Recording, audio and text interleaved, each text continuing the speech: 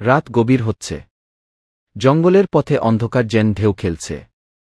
পাতা মোচমোচ শব্দ করে উঠলে মনে হয় কেউ বুঝি পিছনে হাঁটছে। বিপিনবাবু একটু ভয় পেলেন, কিন্তু সাহস ধরে এগিয়ে চললেন। কিছু দূর যাওয়ার পর হঠাৎ মাটির ওপর আলোর কিরণ পড়তে দেখলেন। মৃণাল হাসিমুখে বলল, চলো, আমি তোমাকে সেই গুহার পথ দেখাই। মৃণাল আর বিপিনবাবু একসঙ্গে হাঁটতে শুরু করলেন। গুহার দিকে যাওয়ার পথ বেশ দুর্গম, পাথরের মধ্যে সরু গলি আর জঙ্গলের গভীর অন্ধকার। মৃণাল মাঝে মাঝে থেমে পথ চিনিয়ে দিচ্ছিল। একসময় তারা পৌঁছাল গুহার প্রবেশপথে। কিন্তু গুহার দরজার সামনে বিশাল এক সিংহকল্প মূর্তি দাঁড়িয়ে আছে।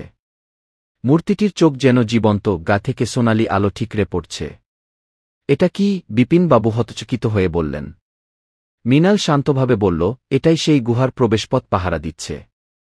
কিন্তু তোমার সত্যিকারের মনের সাহস থাকলে এই মূর্তি তোমাকে পথ ছেড়ে দেবে কি?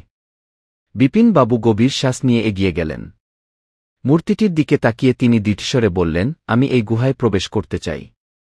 আমি জানি ইঁদুরদের সমস্যা সমাধান করতেই হবে, এবং সেই জন্যই আমি এখানে এসেছি। এক মুহূর্ত চুপচাপ থাকার পর মূর্তিটির চোখের সোনালি আলো ম্লান হয়ে গেল। দরজা খুলে গেল, এবং বিপিনবাবু দেখলেন গুহার ভেতরে রহস্যময় আলো ছড়িয়ে পড়েছে।